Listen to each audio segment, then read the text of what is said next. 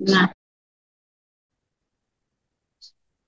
ଖାଲି ଏଇ ଥରକ ଖାଲି ଏଇ ଥରକ ମୁଁ ମୋର ଲକ୍ଷ୍ୟ ସାଧନରେ ଟିକେ ଖିଲାପ କରୁଛି ନା କଣ ସବୁଦିନେ ଏଇପରି କରିବି? ଖାଲି ଏଇ ଥରକ ଖଣ୍ଡେ ସିଗାରେଟ ଟାଣି ଦେଉଛି, ଖାଲି ଏଇ ଥରକ ପାନ ଖଣ୍ଡେ ଖାଇ ଦେଇଛି, ଖାଲି ଏଇ ଥରକ ଗୁଡାକୁ ଟିକିଏ ଘଷି ଦେଇଛି, ଖାଲି ଏଇ ଥରକ ବ୍ୟାୟାମ ଆସନ ନ କରି ଟିକିଏ ବୁଲିବା, ଗପିବା କିମ୍ବା ଅନ୍ୟ କାମ କରୁଛି, ଖାଲି ଏଇ ଥରକ ଟିକେ ଅସମୟରେ ଶୋଇ ଆରାମ କରୁଛି, ଖାଲି ଏଇ ଥରକ ଟିକେ ଡେରିରେ ଉଠୁଛି, ଖାଲି ଏଇ ଥରକ ପଢାରେ ଟିକେ ଅବହେଳା କରୁଛି, ଶରୀର ଖରାପ ଥାଉ ପଛେ ଖାଲି ଏଇ ଥରକ ଖଟା କିମ୍ବା କିଛି ନିଷେଧ ଦ୍ରବ୍ୟ ଖାଇ ଦେଉଛି, ଖାଲି ଏଇ ଥରକ ଦୁଶ୍ଚିନ୍ତାକୁ ମନରେ ସ୍ଥାନ ଦେଉଛି, ଖାଲି ଏଇ ଥରକ ସେ ବନ୍ଧୁ ସାଙ୍ଗରେ ପଡି କିଛି ଅବାଞ୍ଛିତ କାମ କରି ପକାଇଛି। ସିନା ସବୁଥର କଣ କରିବି ନା ସବୁଦିନେ କରିବି। ଏହିପରି ଅସଂଖ୍ୟ ଘଟଣାରେ ଯେତେବେଳେ ମଣିଷ ନିମ୍ନ ମନ ପ୍ରାଣର ଦାବି ନିକଟରେ ହାର ମାନେ ସେମାନଙ୍କର କୌଶଳ ଓ ପ୍ରତାରଣା ବୁଝି ନପାରେ, ସେତେବେଳେ ନିଜକୁ ଏଇଭଳି ଯୁକ୍ତିରେ ସନ୍ତୁଷ୍ଟ କରିଥାଏ। କିନ୍ତୁ ବୁଝିପାରେ ନାହିଁ ଏଇ ଥରେ ବହୁ ଥରରେ ପରିଣତ ହୁଏ। ସେତେବେଳେ ଆଉ ନିଜ ଉପରେ ଆୟତ ରହେ ନାହିଁ। ନିଜର ସଂଯମ ଶୃଙ୍ଖଳା ସଂକଳ୍ପକୁ ସବୁ ଦୁର୍ବଳ ହୋଇଯାଏ। ତେଣୁ ଥରେ ନିଜର ଲକ୍ଷ୍ୟ ସାଧନ ପାଇଁ ଯାହା ଭଲ ତାହା ସ୍ଥିର କରି ନେଇଯିବା ପରେ ଜାଣି ଶୁଣି ବିନା କାରଣରେ ସେଥିରେ ଯଦି ଆମେ ଖିଲାପ କରୁ, ତେବେ ଆମକୁ ତାର ବିଷୟ ପରିଣତି ଭୋଗିବାକୁ ପଡେ। ସେଥିଲାଗି ମା ଶରୀର ସାଧନା ଯଥା ବ୍ୟାୟାମ, ଖାଦ୍ୟ, ଶୟନ, ବିଶ୍ରାମ, ଦୈନନ୍ଦିନ କର୍ମ ଇତ୍ୟାଦି ସମ୍ବନ୍ଧରେ କହିବାକୁ ଯାଇ ଗୋଟିଏ ସ୍ଥାନରେ କହିଛନ୍ତି, ଥରେ ତୁମର କର୍ମସୂଚୀ ସ୍ଥିର ହୋଇଗଲେ ତାକୁ ନିଷ୍ଠାର ସହ ପାଳନ କରିବା ଉଚିତ। କୌଣସି ଖିଆଲ ବା ଶୈଥଲ୍ୟକୁ ପ୍ରଶୟ ଦେବା ଉଚିତ ନୁହେଁ। ମାତ୍ର ଏଇ ଥରକ ବୋଲି କହି କୌଣସି ନିୟମକୁ ଭାଙ୍ଗିବା ଉଚିତ ନୁହେଁ, କାରଣ ଏହା ବହୁତ ଥରରେ ପରିଣତ ହେବ ଏବଂ ଥରକ ପାଇଁ ତୁମେ ପ୍ରଲୋଭନ ଭାବରେ ହାର ମାନିବା ଅର୍ଥ ନିଜ ସଂକଳ୍ପ ଶକ୍ତିକୁ ଦୁର୍ବଳ କରି ପକାଇବା ଏବଂ ସବୁ ପ୍ରକାର ପରାଜୟର ଦ୍ୱାର ଖୋଲିଦେବା। ଏହା କେବଳ ଯେ ଆମର ଶରୀରର ସାଧନା ଦୃଷ୍ଟିରୁ ଆମ ପକ୍ଷରେ ଗ୍ରହଣୀୟ ତା ନୁହେଁ, ଏହା ଆମର ମନ ପ୍ରାଣ ଶରୀରର ପୂର୍ଣ୍ଣାଙ୍ଗ ସାଧନା ନିମନ୍ତେ ପ୍ରয়োଜନ। କାରଣ ଶରୀରର ସାଧନା ସହିତ ଅନ୍ୟ ସବୁ ଗୁଡିକ ସମ୍ପୃକ୍ତ, ସେ ସବୁ ଶୃଙ୍ଖଳିତ ସଂଯତ ନହେଲେ ଶରୀର ସାଧନା ଅସମ୍ଭବ। ଉଚ୍ଚତର ସତ୍ୟ ନିମନ୍ତେ ଉଚ୍ଚତର ଚେତନା ନିମନ୍ତେ ସାଧନା କଷ୍ଟ ବୋଲି ମଣିଷର ନିମ୍ନ ପ୍ରକୃତି ସବୁବେଳେ ନିଜ ସପକ୍ଷରେ ଯୁକ୍ତି ଖୋଜେ। ସେ ଜାଣେ ନାହିଁ ସେଇ ଖାଲି ଥରୁଟିଏ ତା ଜୀବନରେ କିପରି ବିରାଟ ଓଲଟ ପାଲଟ ଘଟାଇ ଦିଏ। ଏହା ଭଲ ଦିଗରେ ହୋଇପାରେ, ଖରାପ ଦିଗରେ ବି ହୋଇପାରେ। ଗୋଟେ ପିଲା ଥିଲା, ସେ ବହୁତ ଶାନ୍ତ, ବହୁତ ସରଳ, ବହୁତ ବିନମ୍ର ଓ ମନୋଯୋଗୀ। କଲେଜରେ ବି ସେ ବହୁତ ଭଲ ପଢେ। କାହାରି ସଙ୍ଗରେ ବିଶେଷ ମିଶେ ନାହିଁ, ମିଶିବାକୁ ବି କାହିଁକି ତାକୁ ଭଲ ଲାଗେ ନାହିଁ। ଅନ୍ୟ ପିଲାଙ୍କର ଆଚରଣ ସ୍ୱତଃସ୍ଫୂର୍ତ ରୂପେ କାହିଁକି ତାର ପ୍ରକୃତି ଗ୍ରହଣ କରିପାରେ ନାହିଁ। କାହାରି ସହ ଶତ୍ରୁତା ନଥାଏ, କିନ୍ତୁ ଅନ୍ତରଙ୍ଗତା ନଥାଏ, ବହୁତ ଏକାକୀ ଲାଗେ। ଅନ୍ୟମାନଙ୍କର ଥଟ୍ଟା ପରିହାସ ପ୍ରତି ସବୁବେଳେ ଭୟ ଥାଏ। କିନ୍ତୁ ଅନ୍ତରରେ ସେ ବୁଝି ନ ପାରିଲେ ବି ସବୁବେଳେ ଗୋଟେ ମହତ୍ ଭାବ ଲୁଚି ରହିଥାଏ। ଏପରି କିଛି ଥାଏ ଯାହା ଚାହୁଁଥାଏ ସାଧାରଣ ମଣିଷ ଠାରୁ ଉର୍ଦ୍ଧ୍ୱ ସ୍ତରକୁ ଯିବ, ସ୍ୱାର୍ଥ, ହିଂସା, ଦ୍ୱେଷ, ଶଠତା ଆଦିରେ ପୂର୍ଣ୍ଣ ମଣିଷ ପ୍ରକୃତି ଠାରୁ ମୁକ୍ତ ହେବ। ମନଟି ମାରି ଅଧିକାଂଶ ସମୟରେ ଭାବାବିଷ୍ଟ ହୋଇ ବସିଥାଏ। ଯେପରି ଦୁନିଆ ଯାକର ସବୁ ଦୁଃଖ ତା ଉପରେ ଲଦା ହୋଇଛି। ତାଙ୍କରି ଗ୍ରାମ ନିକଟରେ ଆଉ ଗୋଟେ ପିଲା ମଧ୍ୟ ତା ସହ କଲେଜରେ ପଢୁଥାଏ। ତାର ପ୍ରକୃତି ସମ୍ପୂର୍ଣ୍ଣ ଭିନ୍ନ। ପାଠଶାଳାରେ ଆଦୌ ମନ ନଥାଏ। ଦରକାରୀ ବହିପତ୍ର ବି ନଥାଏ। ଘରୁ ଯାହା ଟଙ୍କା ସେ ଅଧିକାଂଶ ସାଙ୍ଗମାନଙ୍କ ସହ ଖିଆପିଆ ଓ ସିନେମା ଦେଖାରେ ଖର୍ଚ୍ଚ ହୋଇଯାଏ। ସାଙ୍ଗ ମହଲରେ ବହୁତ ଆଦର। କଲେଜରେ ସମସ୍ତେ ଜାଣନ୍ତି, ବିଭିନ୍ନ ରାଜନୈତିକ ନେତାଙ୍କ ଠାରୁ ଟଙ୍କା ପଇସା ଖାଇ ଓ ଅନ୍ୟାନ୍ୟ ପ୍ରଲୋଭନର ବଶବର୍ତ୍ତୀ ହୋଇ କଲେଜର ଅନେକ ଧର୍ମଘଟ ସେଇ ସୃଷ୍ଟି କରିଛି। ସେ ସବୁର ନେତା ହୋଇଛି।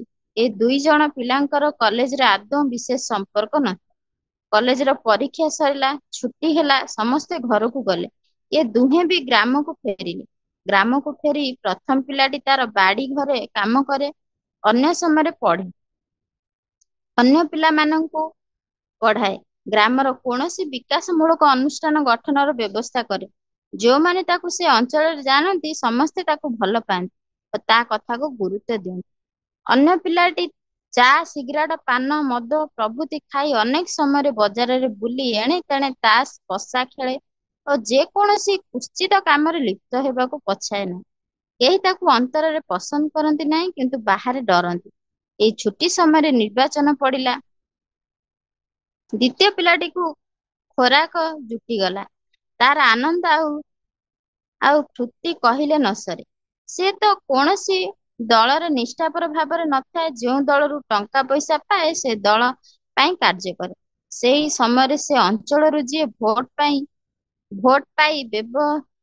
ବ୍ୟବସ୍ଥାପକ ସଭ୍ୟ ହୋଇଥାନ୍ତି, ସେ ପ୍ରଚାର କାର୍ଯ୍ୟରେ ଗାଁକୁ ଆସିଲେ। ଗାଁରେ ବଡ଼ ଧରଣର କୌଣସି ମିଟିଂ ନ ଡକାଇ ପ୍ରଥମେ ତାଙ୍କର କର୍ମୀ ସଂଗଠନ ନିମନ୍ତେ ଗୋଟେ ଛୋଟ ମିଟିଂ ବ୍ୟବସ୍ଥା କଲେ। ଏ କାର୍ଯ୍ୟରେ ଅଗ୍ରଣୀ ହୋଇଥାଏ ଦ୍ୱିତୀୟ ପିଲାଟି। ପାଖ ଆଖର ସବୁ ମୁଖିଆ ନେତା ଶ୍ରେଣୀର ଓ କର୍ମ ଶ୍ରେଣୀର ଲୋକଙ୍କୁ ଏକ ନିର୍ଦ୍ଦିଷ୍ଟ ସ୍ଥାନରେ ଏକଜୁଟ ହେବା ପାଇଁ ନିମନ୍ତ୍ରଣ କରିସାରିଥାଏ। ଶେଷରେ ତାର ନଜର ପଡ଼ିଲା ଏଇ ପ୍ରଥମ ପିଲାଟି ଉପରେ। ଭାବିଲା, ଏଇଟି ଯଦି ଦଳରେ ଯୋଗ ଦେଇ ପାରନ୍ତା ତେବେ ଲୋକମାନଙ୍କ ଉପରେ ବହୁତ ପ୍ରଭାବ ପଡ଼ିପାରନ୍ତା। ତା ପାଖକୁ ଗଲା, ତାକୁ କହିଲା ତାଙ୍କ ମିଟିଂରେ ଯୋଗ ଦେବାକୁ, କିନ୍ତୁ ସେ ମନା କଲା। କହିଲା, ମୋର ଏସବୁ ରାଜନୀତିରେ ଭାଗ ନେବାକୁ ଆଗ୍ରହ ଆସୁନାହିଁ। ଦ୍ୱିତୀୟ ପିଲାଟି କହିଲା, ତେବେ କାହିଁକି ରାଜନୀତି ବିଜ୍ଞାନ ପଢୁଛୁ? ତା ଛଡା ତୁ କଣ ଦେଶର ନାଗରିକ ନୁହେଁ? ତୋର କଣ ରାଜନୈତିକ ସଚେତନତା ନାହିଁ? ପ୍ରଥମ ପିଲାଟି କହିଲା, ରାଜନୀତି ବିଜ୍ଞାନ ପଢିଲି ବୋଲି ଯେ ସକ୍ରିୟ ରାଜନୀତିରେ ଭାଗ ନେବି ତାର କୌଣସି ଅର୍ଥ ନାହିଁ। ତା ଛଡା ଦେଶର ଜଣେ ନାଗରିକ ହିସାବରେ ମୋର ରାଜନୈତିକ ସଚେତନତା ଅଛି ଏବଂ ମୋର ଭୋଟଟି ମୁଁ ଯାହାକୁ ସାମାନ୍ୟ ଉପଯୁକ୍ତ ପ୍ରାର୍ଥୀ ବୋଲି ଭାବୁଛି ତାକୁ ଦେବି। ବର୍ତ୍ତମାନର ଏହି ରାଜନୈତିକ ଆଚରଣକୁ ମୁଁ ପସନ୍ଦ କରେ ନାହିଁ କିମ୍ବା ସେଥିରେ ସମ୍ପୃକ୍ତ ହେବାକୁ ଇଚ୍ଛା କରେ ନାହିଁ। ଦ୍ୱିତୀୟ ପିଲାଟି କହିଲା, ହଉ, ସକ୍ରିୟ ଅଂଶଗ୍ରହଣ ନ କଲୁ ନାହିଁ, ଖାଲି ଟିକେ ମିଟିଂରେ ଯୋଗ ଦେଇ ଆସିବୁ ଆ। ଦ୍ୱିତୀୟ ପିଲାଟିର ପ୍ରଭାବରେ ପ୍ରଥମ ପିଲାଟି ରାଜି ହୋଇଗଲା। ଭାବିଲା, ଖାଲି ଥରୁଟିଏ ଯାଇ ମିଟିଂରେ ଯୋଗ ଦେଇ ଆସିବ, ସେଥିରେ ତାକୁ କଣ କିଏ ବାନ୍ଧି ପକାଉଛି ନା କଣ? ମିଟିଂକୁ ଗଲା। ସେଠାକୁ ଖୁବ୍ କମ୍ ଲୋକ ଆସିଥିଲେ। ନେତା ଜଣକ ସେମାନଙ୍କ ସହ ଦେଶର ପରିସ୍ଥିତି ଓ ସେଥିରେ ସେମାନେ କି କି କାର୍ଯ୍ୟ କରିବାକୁ ଚାହାନ୍ତି ଓ ସେସବୁ କାର୍ଯ୍ୟ କରିବାକୁ ହେଲେ ସେମାନଙ୍କୁ କିପରି ଶାସନ ଗାଦିକୁ ଆସିବାକୁ ହେବ, ଏସବୁ ବିଷୟରେ ଆଲୋଚନା କରିବା ସଙ୍ଗେ ସଙ୍ଗେ ସେମାନଙ୍କ ନିଜ ଅଞ୍ଚଳରେ କିପରି ବିଭିନ୍ନ ଅସୁବିଧା ଅଛି ଓ ସେସବୁ ଦୂର କରିବାକୁ ହେବ ତାହା ଆଲୋଚନା କଲେ। ତା ସହ ଅନ୍ୟାନ୍ୟ ପ୍ରଲୋଭନ ମଧ୍ୟ ଥିଲା। ସେଠାରେ ଉପସ୍ଥିତ ଥିବା କେତେକ ବ୍ୟକ୍ତି ପ୍ରଥମ ପିଲାଟି କିପରି ଭଲ କାର୍ଯ୍ୟ କରିପାରିବ ସେ ସମ୍ବନ୍ଧରେ ତାକୁ ଟିକେ ପ୍ରଶଂସା କରି ମଧ୍ୟ କହିଲେ। ଚାହା, ପାନ, ବିଡି, ସିଗାରେଟ ସବୁ ଆସିଲା। ପ୍ରଥମ ପିଲାଟି ସେସବୁକୁ ଖାଇବାକୁ ମନା କଲା। ଅତି ବାଧ୍ୟରେ ଚା ଟିକିଏ ଓ ସାଦା ପାନ ଖଣ୍ଡେ ଖାଇଲା। ତାପରେ ସୁନ୍ଦର ଭୋଜନର ବ୍ୟବସ୍ଥା ହୋଇଥିଲା। ସେଠାକାର ପରିବେଶ ଓ ନେତା ତଥା ଅନ୍ୟ ଲୋକମାନଙ୍କର ଚେତନାର ପ୍ରଭାବ ଏପରି ଥିଲା ଯାହା ଅଜାଣତରେ ପ୍ରଥମ ପିଲାଟିକୁ ଅଧିକାର କରିନେଲା। ସେ ଧୀରେ ଧୀରେ ସେସବୁ ଆଲୋଚନାରେ ସନ୍ତୋଷ ଅନୁଭବ କଲା ଓ ନିଜକୁ ସେଥିରେ ମିଶି ଥିବାର ଅନୁଭବ କଲା। ଘରକୁ ଫେରି ଦ୍ୱିତୀୟ ପିଲାଟିର ପରିଚାଳନାରେ ସେ ନିର୍ବାଚନ କାର୍ଯ୍ୟରେ ଲାଗି ପଡ଼ିଲା। ଧୀରେ ଧୀରେ ଚାହା, ପାନ, ବିଡି, ସିଗାରେଟ, ଗୁଡାଖୁ ଆଦି ବିଭିନ୍ନ ମାଦକ ଦ୍ରବ୍ୟର ସୁନ୍ଦର ଭକ୍ତ ହୋଇ ଉଠିଲା। ନିର୍ବାଚନରେ ତାଙ୍କ ପକ୍ଷ ଜିତିଲେ। ଧୀରେ ଧୀରେ ଛୁଟି ଶେଷ ହୋଇଗଲା। ସେ କଲେଜକୁ ଫେରିଲା। ଏଥର ସେ ନିଜେ ଅନୁଭବ କଲା ଓ ଅନ୍ୟମାନେ ମଧ୍ୟ ଦେଖିଲେ ତାର ବହୁତ ପରିବର୍ତ୍ତନ ହୋଇଛି। ଆଉ ପାଠ ପଢାରେ ମନ ଲାଗୁନାହିଁ କିମ୍ବା ସେ ସବୁ ଭଲ ଲାଗୁନାହିଁ। ବିଭିନ୍ନ ପ୍ରକାର ବିଶୃଙ୍ଖଳା, ଧର୍ମଘଟ ଓ ସଂଯମହୀନ କାର୍ଯ୍ୟରେ ଆପେ ଯୋଗ ଦେଇ ହୋଇଯାଉଛି। ଶେଷ ପରୀକ୍ଷା ଫଳ ବାହାରିଲା। ଶେଷରେ ସବୁ ଖରାପ ହୋଇଛି। ଆହୁରି 2 ଥର ପରୀକ୍ଷା ଦେବା ପରେ ପାସ୍ ହେଲା। ଧୀରେ ଧୀରେ ଶରୀର ଦୁର୍ବଳ ହୋଇଯାଉଛି। ମନ ପ୍ରାଣ ସବୁବେଳେ ଅସ୍ଥିର। ବେଳେ ବେଳେ ହତାଶା ଓ ନୈରାଶ୍ୟର ଅନ୍ଧକାର ଗ୍ରାସ କରିଯାଉଛି। ସମୟ ସମୟ ନିରୋଳା ନିର୍ଜନ ପରିବେଶ ମଧ୍ୟରେ ଅନ୍ତରରୁ କିପରି ଏକ ଅବ୍ୟସ୍ତ କରୁଣା ବେଦନାର ଆର୍ତ୍ତନାଦ ଉଠୁଛି। ପୂର୍ବର ସେଇ ସରଳ ଶାନ୍ତ ସଂଯତ ଜୀବନର କଥା ଝାପ୍ସା ଛବି ଭଳି ଆଖି ଆଗରେ ନାଚି ଯାଉଛି। କିନ୍ତୁ ଆଉ ଉପାୟ ନାହିଁ। ସେ ଆଉ ନିଜର ହୋଇନାହିଁ। ଗୋଟିଏ ରାକ୍ଷସ ଯେପରି ତାକୁ ଗ୍ରାସ କରିଛି। ସେ ଯେଉଁ କାର୍ଯ୍ୟ କରୁଛି ତାହା ତାର ଦ୍ରୁତ ପତନର ମାର୍ଗ ଉନ୍ମୁକ୍ତ କରିଦେଉଛି ବୋଲି ଜାଣିଲେ ବି ସେ ଆଉ ନିଜକୁ ଅଟକାଇ ପାରୁନାହିଁ। ଏଇ ନିରୋଳା ନିର୍ଜନ ମୁହୂର୍ତ୍ତର କରୁଣ ଆର୍ତ୍ତନାଦଟି ପୁଣି ସାଙ୍ଗସାଥୀଙ୍କ ମେଳରେ ଭୁଲି ହୋଇଯାଉଛି। ଜୀବନରେ ଆଉ ଯେ ପରିତ୍ରାଣ ହେବ ଏ ଆଶା ନାହିଁ।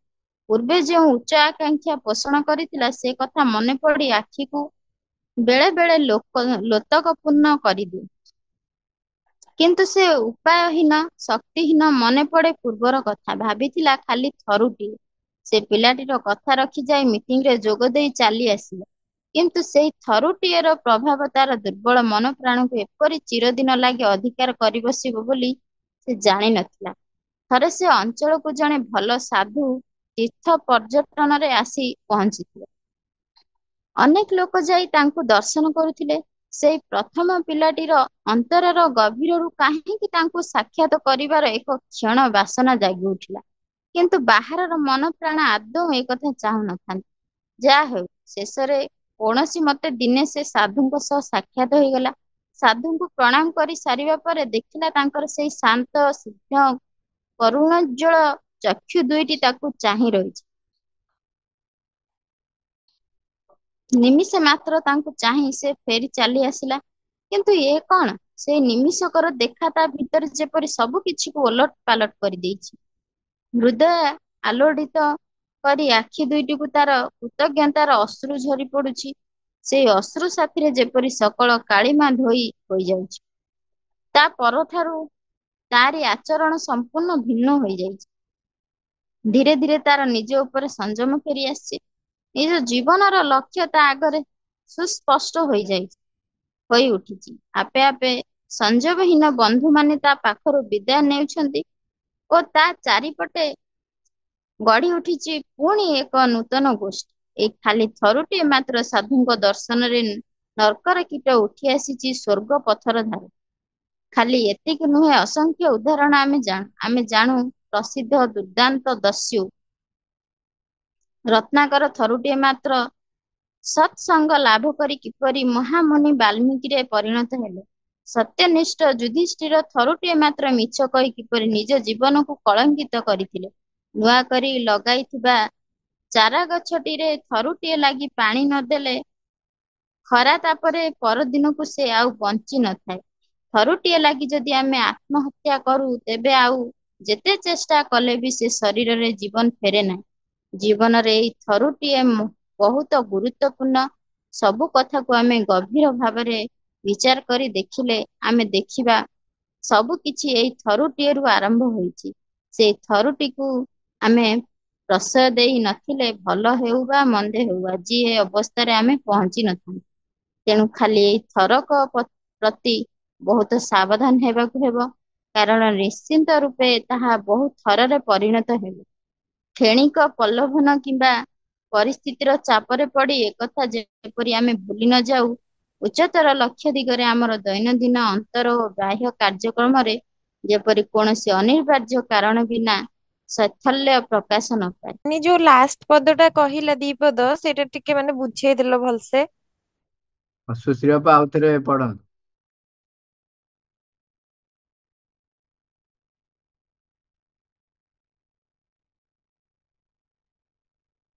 ସୁଶ୍ରୀ ବାପା ଲାଷ୍ଟ ଦିଟା ଲାଇନ ଆଉଥରେ ପଢ। ଆଜ୍ଞା। ତେଣୁ ଖାଲି ଥରକ ପ୍ରତି ବହୁତ ସାବଧାନ ହେବାକୁ ହେବ। କାରଣ ନିଶ୍ଚିନ୍ତ ରୂପେ ତାହା ବହୁ ଥରରେ ପରିଣତ ହେବ। କ୍ଷଣିକ ପ୍ରଲୋଭନ କିମ୍ବା ପରିସ୍ଥିତିର ଚାପରେ ପଡି ଏକଥା ଯେପରି ଆମେ ଭୁଲି ନ ଯାଉ, ଉଚ୍ଚତର ଲକ୍ଷ୍ୟ ଦିଗରେ ଆମର ଦୈନନ୍ଦିନ ଅନ୍ତର ଓ ବାହ୍ୟ କାର୍ଯ୍ୟକ୍ରମରେ ଯେପରି କୌଣସି ଅନିବାର୍ଯ୍ୟ କାରଣ ବିନା ଶୈଥଲ୍ୟ ପ୍ରକାଶ ନ ପାଏ। ଉଚ୍ଚତର ଲକ୍ଷ୍ୟ ଦିଗରେ ଆମର ଦୈନନ୍ଦିନ ଅନ୍ତର ଓ ବାହ୍ୟ କାର୍ଯ୍ୟକ୍ରମରେ ଯେପରି କୌଣସି ଅନିବାର୍ଯ୍ୟ କାରଣ ବିନା ଶୈଥଲ୍ୟ ପ୍ରକାଶ ନ ପାଏ। ହଁ ଭାଇ, ଏଇ ଯୋଉ ପଦର ଟିକେ ଶୈଥଲ୍ୟ ହଉଛି ଶିଥିଳତା। ଆଉ ଯେ ଯୋଉ ଥରକ ବୋଲି ବାରମ୍ବାର ଆମେ ସାଧାରଣତଃ ନିଜକୁ ଏକ୍ସକ୍ୟୁଜ ନଉ, ତେଣୁ ସେ ମା ବାରମ୍ବାର କହୁଛନ୍ତି ଏଟା ଆମ ସମସ୍ତଙ୍କ କ୍ଷେତ୍ରରେ ପ୍ରାୟ ଘଟେ। ଅ, ହଁ ଏଇ ଥରଟା ତ ହେଇଗଲା ଆଉ ନେକ୍ସଟ ଟାଇମ ଆଉ କରିବିନି। ଏଇ ପ୍ରକାରର ଏକ ଅଭ୍ୟାସ ଆମକୁ କଣ କରେ, ବାରମ୍ବାର ବାରମ୍ବାର ତାପରେ ସେ ଭୁଲଟା ପୁନରାବୃତ୍ତି ଆମେ କରିଚାଲିଥାଉ। ତେଣୁ ସଂକଳ୍ପ ନେବାକୁ ପଡିବ ଯେ ନା ଏଇ ଥରକ ନୁହଁ, ଆଉ କେବେ ବି କରିବି ନାହିଁ, ଏଇ ସଂକଳ୍ପଟି ନେବାକୁ ପଡିବ। ଯେତେବେଳେ ଆମେ ସଂକଳ୍ପ ନ ନେଇକିରି ନିଜକୁ ଏକ୍ସକ୍ୟୁଜ କରୁ, ହଁ ଏଇ ଥରଟା ହେଇଗଲା ହେଇଗଲା ଆଉ ଥର କରିବିନି, ତା ଅର୍ଥ ହଉଛି ମୁଁ ତାକୁ ସ୍ୱୀକାର କରିନେଲି, ମୁଁ ତାକୁ ଗ୍ରହଣ କରିନେଲି, ମୁଁ ତାକୁ ଅନୁମତି ଦେଲି ତାକୁ ମୋ ଭିତରେ ରହିବା ପାଇଁ, ଏବଂ ସେ ଦିନେ ଗଛ ହବ, ଆହୁରି ବଡ ହବ, ଦ୍ରୁମ ହବ, ମହାଦ୍ରୁମ ହବ। ତେଣୁ ଥରେ ଥରକ ହେଇକି ସେଥିପାଇଁ କୁହାଯାଏ ବହୁତ ଥର ସେ ଭୁଲ ଆମେ କରିବସୁ। ତେଣୁ ତାପରେ କହୁଛନ୍ତି ଆମ ଲକ୍ଷ୍ୟ ଯିବା ଦିଗରେ ଆମେ ଯେପରି କୌଣସି ଶୈଥିଲ୍ୟକୁ ଦବା ନାହିଁ ଅନୁମତି। ଶୈଥିଲ୍ୟ ହଉଛି ଶିଥିଳତା। ଏଇ ଯୋଉ ନିଜକୁ ଏକ୍ସକ୍ୟୁଜ ମାଗିବା ନା, ସେଇଟା ହଉଛି ଆମ କାର୍ଯ୍ୟରେ ଶିଥିଳତାକୁ ସେ ଡାକି ଆଣେ। ତେଣୁ ହଁ ଏଇ ଥରକ ହେଇଗଲା ହେଇଗଲା ଆଉ ଏଇ ନିଜକୁ ଏକ୍ସକ୍ୟୁଜ ଦେବେ ନା, ଭୁଲ ହେଇଯାଇଛି ଆଉ କରିବି ନାହିଁ ଏଇ ସଂକଳ୍ପ ରଖିବେ। ଯୋଉ ମୁହୂର୍ତ୍ତରେ ନିଜକୁ ଏକ୍ସକ୍ୟୁଜ ଆମେ ଦଉ, ସେଇ ମୁହୂର୍ତ୍ତରେ ଆମେ ସେଇ ଦୁର୍ବଳତାକୁ ନିଜ ଭିତରେ ରହିବା ପାଇଁ ଅନୁମତି ଦଉ, ଏବଂ ତାର ଶକ୍ତି ଅ, କୁ ବୃଦ୍ଧି କରିବାରେ ଆମ ଭିତରେ ସମର୍ଥନ ଯେହେତୁ ରହେ, ତେଣୁ ସେ ଆମ ପାଖରେ ଛାଡିକି ଯାଏ ନା। ଏ କୁହାହଉଛି ଯୋଉ ଉଚ୍ଚତର କାର୍ଯ୍ୟ କରିବା ପାଇଁ ଯେତେବେଳେ ଆମେ ଯାଉଛନ୍ତି, ସେଥିରେ ଶୈଥିଲ୍ୟ ମାନେ ଶିଥିଳତାକୁ ସୁଯୋଗ ଦେବା ନାହିଁ, ତାକୁ ଅନୁମତି ଦେବା ନାହିଁ। ସେ ଯେପରି ମୋର ସଂକଳ୍ପକୁ ଦୃଢ କରିବା ବଦଳରେ ତାକୁ ନିଶ୍ଚିହ୍ନ କରିଦେବା ପାଇଁ ଗୋଟିଏ ପରେ ଗୋଟିଏ ଷ୍ଟେପ ସେ ନବ। ଅନେକ ସମୟରେ ଆମେ ଭିନ୍ନ ଭିନ୍ନ କାରଣ ଦେଖେଇକିରି ସେ ପ୍ରକାର ଭୁଲ କରୁ, ଏବଂ ସେ ଭୁଲକୁ ସମର୍ଥନ କଲେ ସେଟା ବାରମ୍ବାର ଘଟିବ।